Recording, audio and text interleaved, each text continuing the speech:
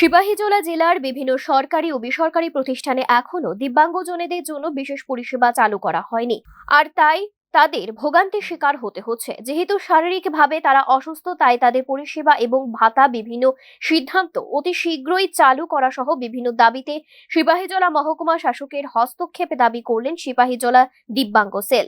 বৃহস্পতিবার দাবি সনদ নিয়ে সিপাহীজলা জেলা শাসক ডক্টর সিদ্ধার্থ শিব জসওয়ালের দ্বারস্থ হয় সিপাহীজলা দিব্যাঙ্গ সেলের সদস্যরা।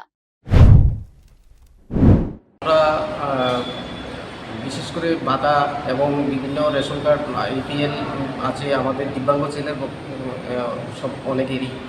তারপর DDRCতে গেলে আমরা বাইরে বসলে পাকা নেই, কিছু নেই। তারপর এখন আমরা ডিএমের কাছে আবেদনগুলি দেখেছি, উনি বলেছে আমাদের এগুলি সারানো হবে খুব তাড়াতাড়ি, এই আশ্বাস ডিএম আমাদেরকে দিয়েছে। জেলা শাসকের কাছে দাবি সনদ তুলে দেওয়ার পর দাবি পূরণের আশ্বাস পেয়ে আশ্বস্ত হলেন প্রতিনিধি সদস্যরা।